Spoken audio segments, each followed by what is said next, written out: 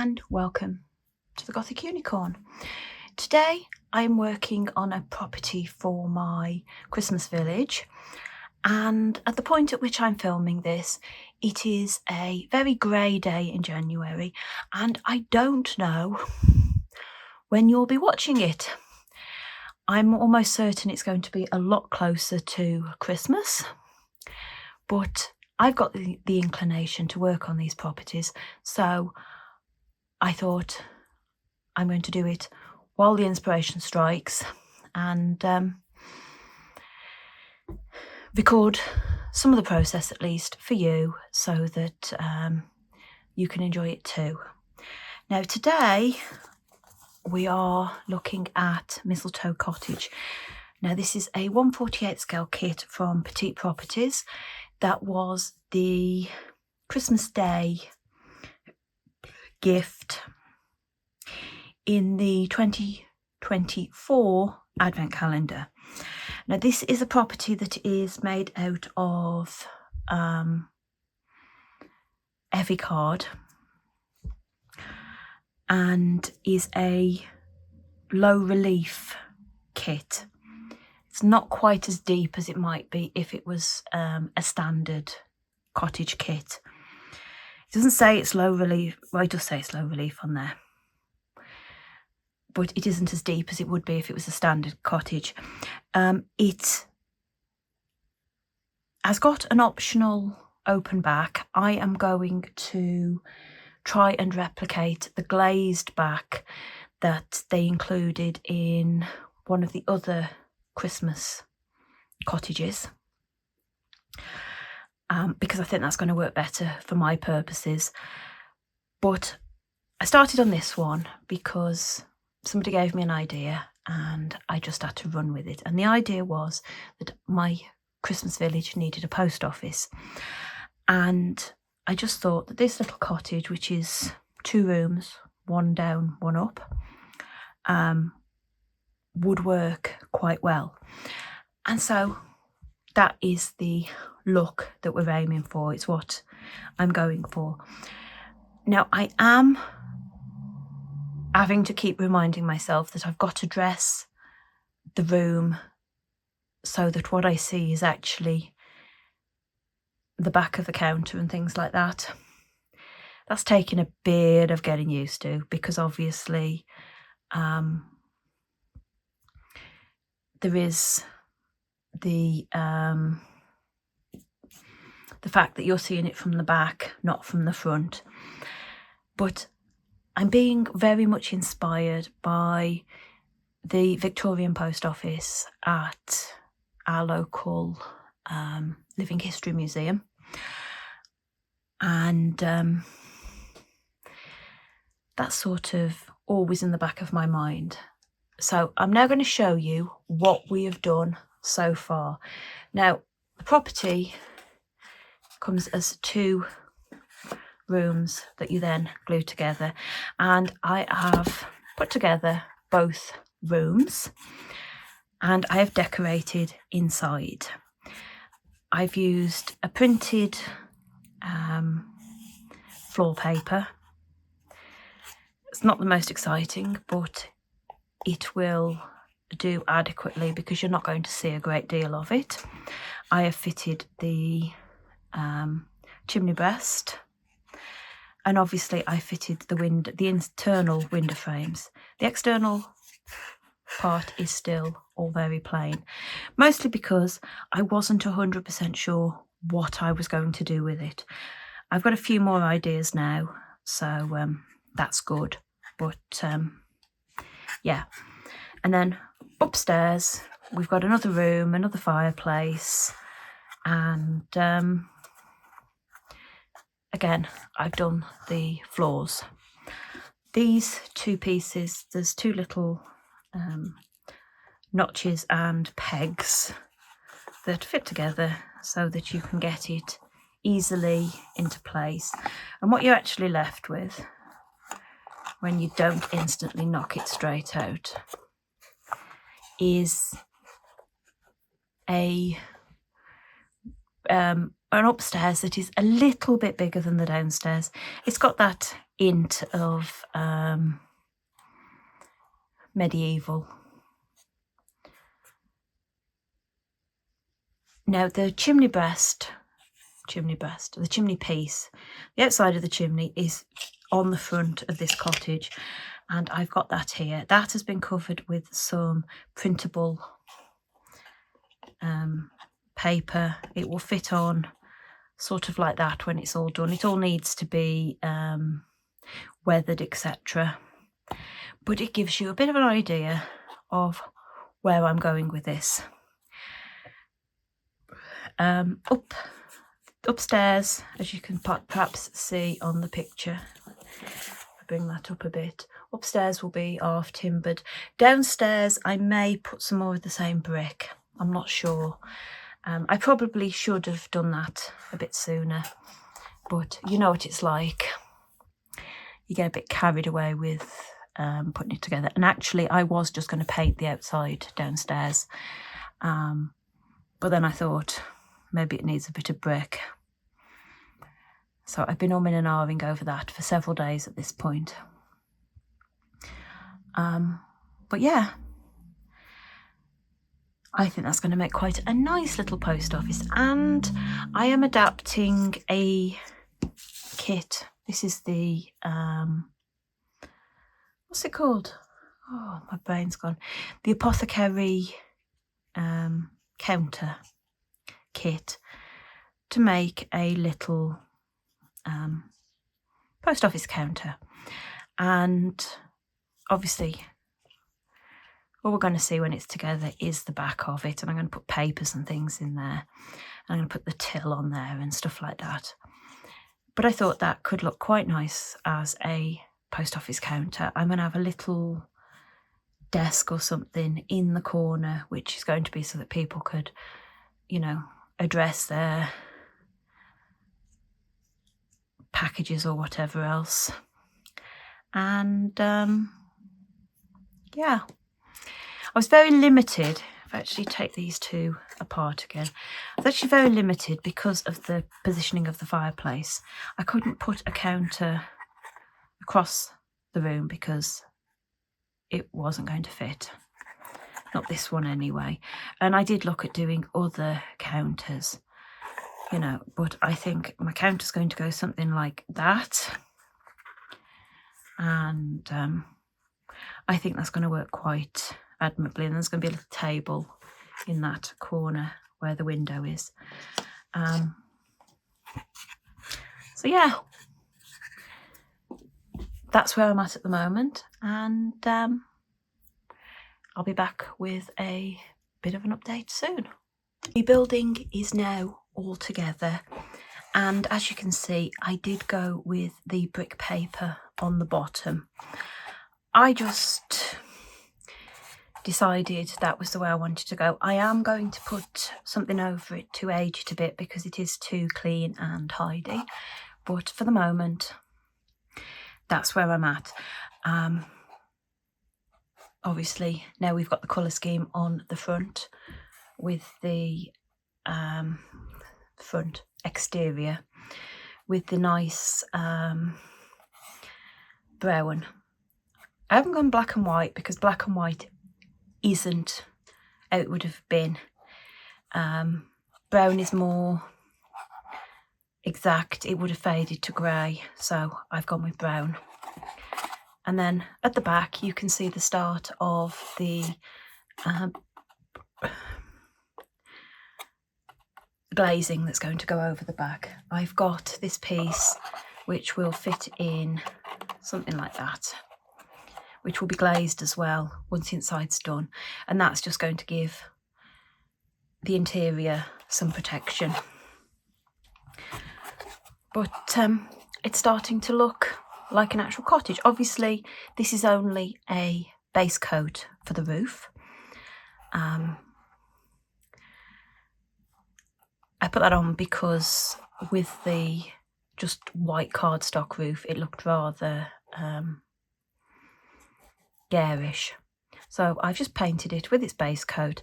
It's going to have tiles on there, and that's going to tidy up the bits of a gap I've got around the chimney and that kind of thing. But yeah, I'm liking it. I'm happy with how it's gone together, and I'm looking forward to finishing it off, doing the interior, and of course doing a base for it. And those are the things that are going to turn this from Mistletoe Cottage into the old post office. I am about to start doing a little bit of aging, weathering, whatever you want to call it. Now I have put the slates, shingles, tiles, choose your preferred description, onto the roof. These are made from strips of cardstock. I think I've shown this in a previous build of a 1/48, but basically what I do is I cut strips of cardstock and then I divide it up by scoring, cut out little notches, for want of a better word, to give you the sort of definition so that it looks like each individual tile has got a bit of shape to it, and then stick them down in a strip. Now obviously you can cut the strips smaller. That's what I've done to go around the chimney, and I've also done that to, well, I've trimmed bits off because I just cut the pieces off a sheet of cardstock, which is actually, it's the white cardstock that I put through the printer, which I think is 180 GSM. So it's not really thick, really heavy cardstock. It's just a nice weight. Well, it must be if my ordinary inkjet printer will print on it. And in a couple of places I've put a couple of extra notches and things so it looks like there's damaged tiles, and I've just given it a coat of the same grey paint. Now I could give it more grey paint, but I do like that sort of weathered look to it, and my next step is going to be, as I say, weathering, aging, because it's all too perfect. So I'm going to go and do that, which I've got to be careful with because obviously this is all made out of board. It's all made out of cardboard of various thicknesses from mount board up, which means it's susceptible to the water, so I've got to do it very carefully, very lightly, but I want to get some dirt and grime onto the paper, that sort of thing. Now I'll be very careful with the paper because obviously, again, I've printed that on my regular inkjet printer. Most of what I think I'm going to do, I'm just going to do with some dry brushing, but I'm going to try a couple of little bits with more of a wash, and we'll see how I get on. But I am liking this. I'm definitely loving this idea, and I think this is going to make an absolutely brilliant little post office when it's finished. I've already said it was going to be a post office. I don't think I had, but yeah, it's going to be the Santa's Village post office. So let's get on with it. I have done my weathering, aging. I went round it. I put a coat of a wash over most of it, and whilst it changed the colour of the brick slightly, it's given it a more sort of yellowy hue. It didn't do a great deal because I didn't want to get it too wet because this is made out of cardboard of varying thicknesses. Anyway, I then went in with the dry brushing. I used a darker brown, and then I used the lighter brown, which is actually the colour that I painted the upper part of the building, to highlight in a few places. And I kind of like it. I may add a bit of moss to the roof somewhere, not sure yet, but I liked how that was doing. And then I also went in with some more scatter. Now since I started doing the landscaping, I am liking using these various kinds of scatter terrain to add moss details, or as I have done in this place, to use the bigger stuff, the foamier stuff, to build up a climbing plant. And I put it over the chimney, which I think looks brilliant. Bit in the corner, and then a bit on this end, just to add a bit of life. I haven't done anything on this side yet because I'm not 100% sure whether I want to put something else here. I've seen a few people who've done like a little log store and things on the side here, and I am wondering whether to add something like that when I stick it onto its base, but I'm enjoying it. Next step for me is going to be doing the interior. I'm going to swap over to the interior before I do the base, because obviously once it's attached to the base, it's going to be harder to get inside. Now, so far I have added, I don't know how well the camera's going to pick this up, I've added my little faux fires to the fireplaces.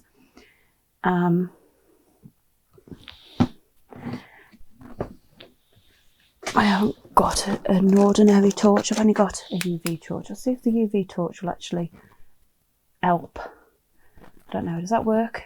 Does that let you see a little bit better into the little fireplaces? What I've done is, it's the same as I did with my gingerbread cottage. I used a little piece of clear plastic at the bottom, onto which I stuck some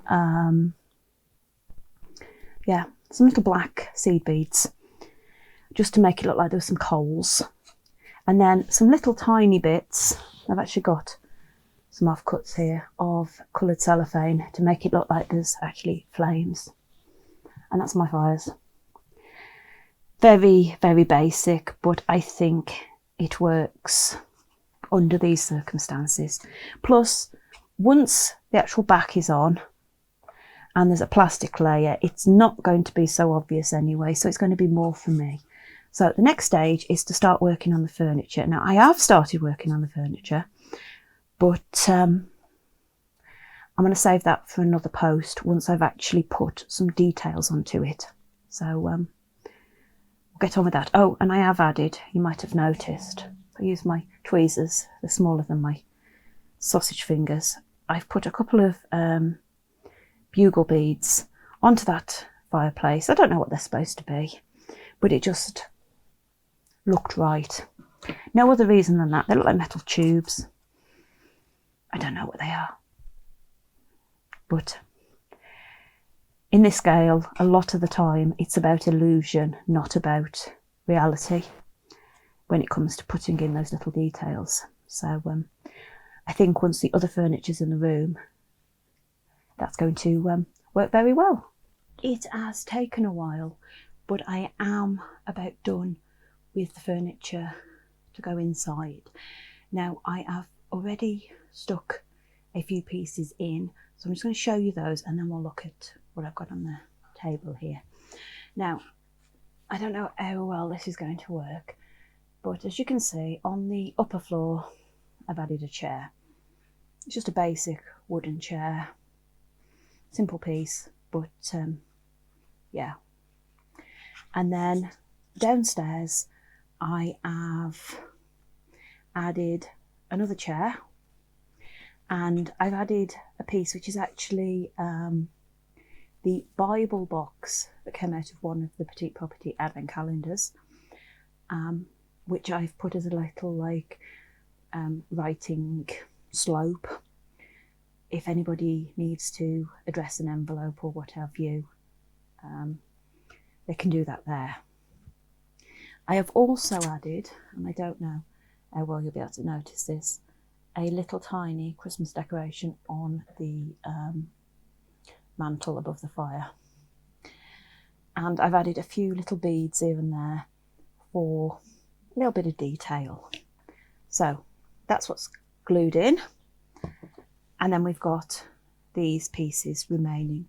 Now on the ground floor in the shop, we're going to have a counter, and I've used the apothecary counter, which was in the 2023 advent calendar, and it's not strictly true to post office sort of thing, but I like this bit of railing and thought it's a nice bit of detail. And then the bit that you'll actually see when the back is on the building, you can see I've put lots of bits of paper, forms and things under there. I've got a little cash register, and I've got that which is representative of a stamp and a big ink pad, because the abiding memory I have of post offices from my childhood is the constant thump thump of them stamping things with a circular date location stamp, and that is my little nod to that. The scales were already on the apothecary counter, and I wasn't going to put them into place, but then I thought, well, we'd have scales in a post office, and I know they're not really the right size, but it's just representative, isn't it? Now upstairs I'm using the apothecary dresser, which has lost one of its drawer pulls, so I've got some spares. I will be replacing that, and I've loaded that up with more paperwork and some books to look like directories and things like that. This room is going to be the sorting office, which, as the name suggests, is where the post would be sorted, and it would be done by hand. And yeah, so I've added a couple of little boxes in there. Maybe they're parcels that haven't been collected, I'm not sure, but yeah, I'm going to fix that up before I put it inside the building. We'll pop that over there. Now, I thought they needed a table of some description, and I went with this one, which I had, which is, I think, the refectory table. Very simple sort of table, but I've topped that off with some more boxes. You will not believe how difficult it was to make boxes in this scale, and some piles of letters that need sorting, which I've added some little tiny lines to, just to suggest that there's addresses on there. Now, the final piece, I actually had to do a bit of kit bashing. I wanted something with lots of pigeonholes for sorting post, and obviously such a piece didn't exist. What did exist was a very basic, well, it's not very basic, very nice, quite tall shelf unit, and I put that together, partly together I should say, and then I added these uprights, which I cut from some of my offcuts. They're not my offcuts, they are bags of offcuts that Petite Properties sell from time to time. And I found a nice piece, cut some little tiny slithers, glued them in place, and yeah. I actually added a few more of the offcuts for the bottom to lift it up so that it was a better height for sorting. And the last thing I did is I got a paint marker, and I just did a little dab so it looks like there's a label. That's all you need. It's going to be in the background when the building's put together, but I think it'll work quite well. So my next job is obviously to glue these into place, and then be on to the outside. which is great. Now I am considering making the back, and do the back to go on here, but not sticking it in place straight away, because I am debating whether I want to add a figure inside. I keep using good old Grey Dave as a bit of a placeholder and putting him in different spots, but I think maybe I need a postmaster or postmistress. I have also seen a really cool little man carrying some sacks of mail, and he may need to be added. Now, in case anybody's wondering, because this is the low relief, it's not full depth, which you can tell by the roof would carry on further. I am in my head imagining that there is extra space behind what you see, and that behind there is the stairs and a toilet, and maybe somewhere along the lines a little cupboardy sort of thing with a kettle and a sink. Just some very basic facilities, but yeah, and probably a back door for the post to actually go through. So next step, gluing everything in place, and then it's on to outside. I am done with the interior of the post office. I've actually added a few little posters to the wall.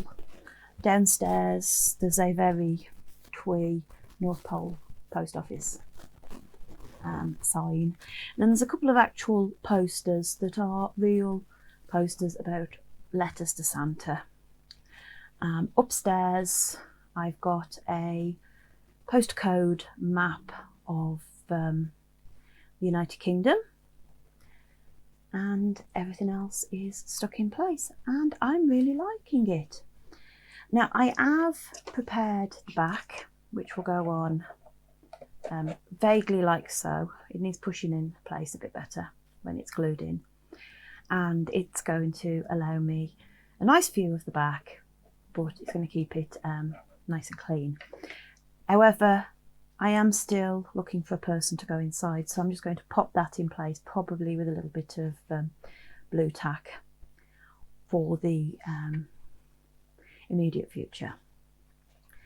I'm also done with the base, and if I turn it round and tip it so that you can see the front, you can see that now we've got a path going up to the door, snow on the ground,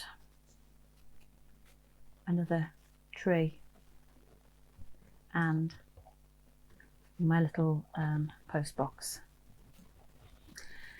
and I'm really liking it. This is perhaps the building that I've made that I'm happiest with so far, simply because it's just so, it's so much like what I had in mind, and yeah, I'm really pleased. I'm just going to pop this down that way so that you can still see it,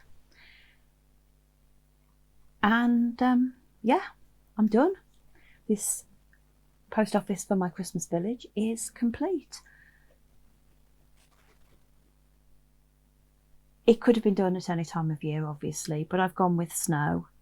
I've gone with a couple of Christmas decorations on the front, and by using the fir trees, I think it also adds that Christmas element. So yeah, I'm really pleased with it. I hope you've enjoyed this look at this particular build. If you have, please like, comment and subscribe. It all helps my channel, and consider ringing that notification bell so that YouTube will tell you when my next video is up, because at the moment I don't know when that will be. And until next time, bye.